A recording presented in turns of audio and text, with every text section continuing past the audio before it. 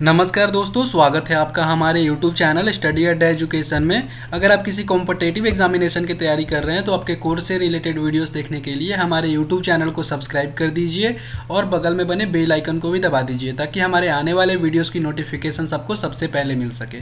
Indian history के इस series में आज डिस्कस करेंगे ब्रिटिश सत्ता का विस्तार चैप्टर से क्वेश्चन, यानी कि ब्रिटिश सत्ता का विस्तार भारत में कैसे हुआ। सारे ही क्वेश्चन आपके एग्जाम परस्पेक्टिव से बहुत ही ज़्यादा इंपॉर्टेंट है, तो वीडियो को एंड तक देखिएगा।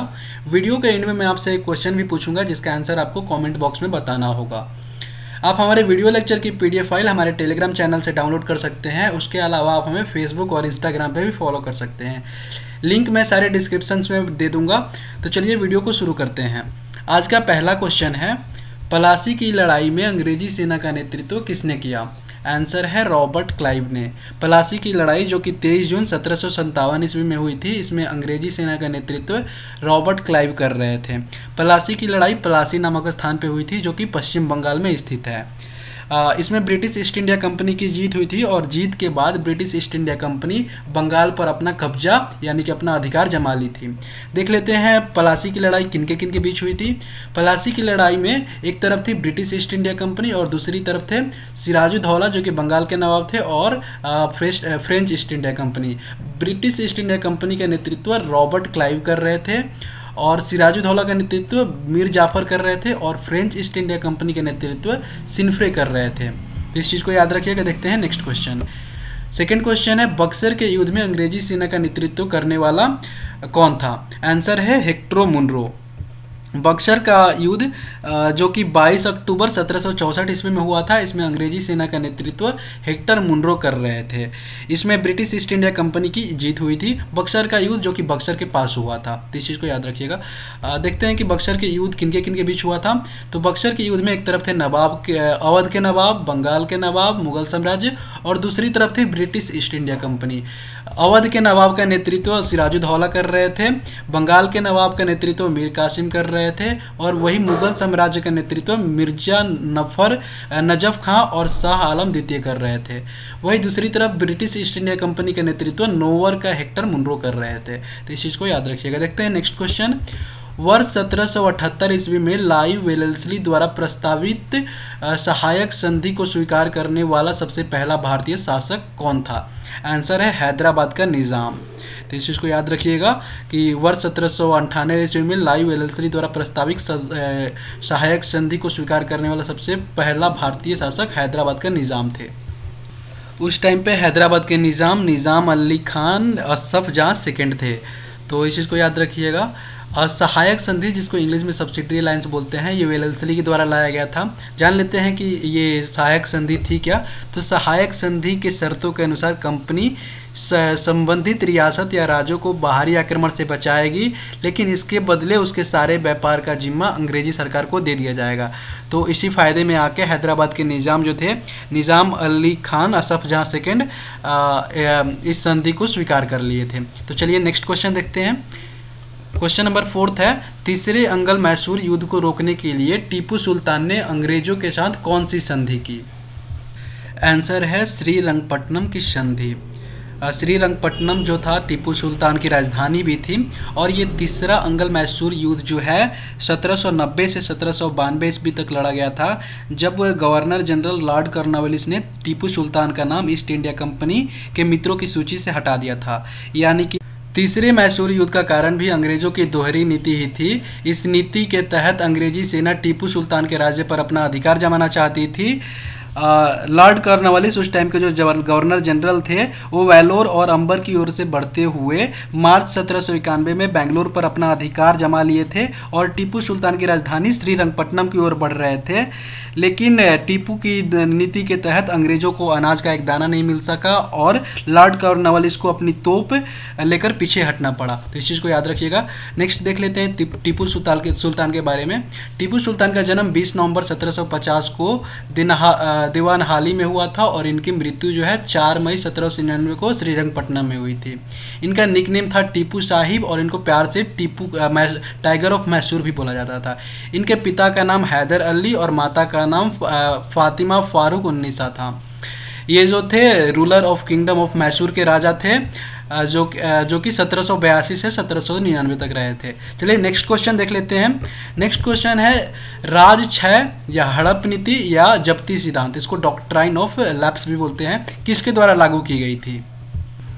सही आंसर है डलहौजी, लॉर्ड डलहौजी, जो कि भारत का गवर्नर जनरल था 1848 से 1856 में।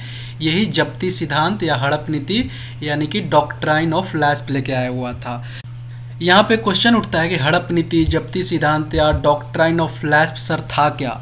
तो भारत में सदियों से हिंदू धर्म के राजाओं और प्रजा के लिए पुत्र होना महत्वपूर्ण रहा है, क्योंकि पुत्र ही अपने माता पिता के दाह संस्कार करते थे। राजा बनने के लिए प्रजा का हितों का भी विशेष ध्यान रखना पड़ता था, और जो सबसे योग्य शासक होते थे उन्हीं को उत्तराधिकारी बनाया जाता था। इसके लिए कई बार राजा को पुत्र गोद भी लेना पड़ता था। 1818 से पहले ईस्ट इंडिया कंपनी का भारत में इतना प्रभाव नहीं था, ना ही राजा के उत्तराधिकारी संबंधित मामलों में हस्तक्षेप करती थी। लेकिन कंपनी ने 1818 से लेकर 1834 तक गोद लिए बच्चे को मान्यता देने या ना देने संबंधित मामलों में अपना राय देना शुरू कर दी, और 1841 तक कंपनी ने इस मामले में अपना स्वार्थ सिद्ध करने के लिए आधिकारिक नीति बना ली, जिससे उन्हें डॉक्ट्राइन ऑफ लैप्स या हड़प नीति कहा जाता था। इस नीति के तहत गवर्नर जनरल ऑफ इंडिया, जो कि जिनका कार्यकाल 1848 से 1856 तक था, ये बोले कि अब गोद लिए बच्चों को राजा का उत्तराधिकारी नहीं बनाया जा सकता है। तो ये था हड़प नीति या जब्ती सिद्धांत, जिसको डॉक्ट्राइन ऑफ लैप्स भी इंग्लिश में कहा जाता है। नेक्स्ट क्वेश्चन देखते हैं। नेक्स्ट क्वेश्चन है किस सिख गुरु ने फारसी में जफरनामा लिखा था? आंसर है गुरु गोविंद सिंह। गुरु गोविंद सिंह के द्वारा फारसी में जफरनामा लिखा गया था। जफरनामा का मतलब होता है विजय पत्र, जो कि गुरु गोविंद सिंह के द्वारा मुगल शासक औरंगजेब को लिखा गया था। जफरनामा जो है 10वें ग्रंथ का एक भाग है और जिसकी भाषा फारसी है। भारत के इतिहास में 2 पत्र हैं जो कि बहुत ज़्यादा विश्वविख्यात हुए थे। पहला पत्र छत्रपति शिवाजी महाराज के द्वारा राजा जय सिंह को लिखा गया था, और दूसरा पत्र गुरु गोविंद सिंह के द्वारा मुगल शासक औरंगजेब को लिखा गया था, जिसे जफरनामा अर्थात विजय पत्र कहते हैं। जफरनामा में खालसा पंथ की स्थापना, आनंदपुर साहिब छोड़ना, फतेहपुर की घटना, 40 सिखों की शहीदी, 2 गुरुपुत्रों को दीवार में चुनवाया जाना और चमत्कार के संघर्ष जैसे वर्णन मिलते हैं। तो इस चीज़ को याद रखिए। गुरु गोविंद सिंह के बारे में थोड़ी बहुत जानकारी ले लेते हैं। गुरु गोविंद सिंह जो थे सिखों के 10वें गुरु थे। उनका जन्म 5 जनवरी 1666 को पटना साहिब में हुआ था और मृत्यु 7 अक्टूबर 1708 को श्री हजूर अबचल नगर साहिब नांदेड़ में हुआ था। 3 पत्नियां थी उनकी, माता साहिब को और माता जीतो, और तीसरी पत्नी का भी नाम था माता जीतो। 4 बच्चे थे उनके, अजीत सिंह, फतेह सिंह, जोरवार सिंह और जुझार सिंह। तो इस चीज़ को याद रखिएगा। नेक्स्ट क्वेश्चन देखते हैं। किस सिख गुरु ने गुरु नानक देव जी की जीवनी लिखी थी? आंसर है गुरु अर्जुन देव ने। गुरु अर्जुन देव जो कि सिखों के 5वें गुरु थे, इन्होंने गुरु नानक देव जी की जीवनी लिखी थी। याद रखिएगा। नेक्स्ट क्वेश्चन देखते हैं। भारत में डाक व्यवस्था शुरू करने वाला ब्रिटिश गवर्नर जनरल कौन था? आंसर है लॉर्ड डलहौजी। लॉर्ड डलहौजी जो कि 1 अप्रैल 1854 को भारत में डाक व्यवस्था शुरू किया था और यह ब्रिटिश गवर्नर जनरल था। नेक्स्ट क्वेश्चन देखते हैं। ठगी प्रथा के उन्मूलन से संबंध गवर्नर जनरल थे? आंसर है बैटिंग।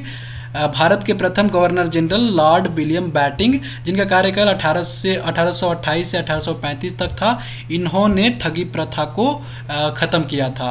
आप लोगों ने अगर आमिर खान की मूवी ठग्स ऑफ हिंदुस्तान देखी होगी तो ये मूवी उसी पे बेस्ड है, ठगी प्रथा पे ही बेस्ड है। Lord William Bentinck colonel Sleeman के साथ मिलकर 1830 में ठगी प्रथा का अंत किया था। तो इस चीज़ को याद रखिएगा। नेक्स्ट क्वेश्चन देखते हैं। लास्ट क्वेश्चन है सुगौल की संधि के किनके बीच संपन्न हुई? आंसर है ईस्ट इंडिया कंपनी और नेपाल के बीच। सुगौल की संधि ईस्ट इंडिया कंपनी और नेपाल के राजा के बीच एक संधि है, जिसे 1814 से 1816 के दौरान हुए ब्रिटिश नेपाल युद्ध के बाद अस्तित्व में लाया गया। इस संधि पर 2 दिसंबर 1815 को हस्ताक्षर किए गए और 4 मार्च 1816 को इसका अंत हुआ। नेपाल की ओर से इस पर नेपाल के राजा राजगुरु गजराज मिश्र और कंपनी की ओर से लेफ्टिनेंट कर्नल पेरिस ब्रेडसा ने हस्ताक्षर किए थे। तब जाके इस संधि का अंत हुआ 4 मार्च 1816 को। इस संधि में यह प्रावधान था कि काठमांडू में एक ब्रिटिश प्रतिनिधि को नियुक्त किया जाएगा, जिसके साथ ही ब्रिटेन को अपनी सैन्य सेवाओं में गोरखाओं की नियुक्ति का भी अधिकार मिल गया। जैसे कि मैंने आपसे प्रॉमिस किया था कि वीडियो के एंड में मैं आपको एक क्वेश्चन दूंगा जिसका आंसर आपको कमेंट बॉक्स में करना होगा। तो क्वेश्चन है, वोडियार कहाँ के शासक थे? ये 4 ऑप्शन है, मैसूर रियासत, ट्रावंकोर, विजयनगर, इनमें से कोई नहीं।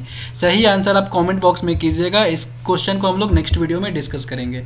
अगर आपको हमारी वीडियो पसंद आई तो हमारी वीडियो को लाइक कर दीजिए। उसके अलावा आप हमें फेसबुक, टेलीग्राम और इंस्टाग्राम पे भी फॉलो कर दीजिए। आप हमारे यूट्यूब चैनल को सब्सक्राइब कर दीजिए ताकि हमारे आने वाले वीडियो के अपडेट आपको सबसे पहले मिल सके। Thank you so much for watching this video. Have a good day ahead.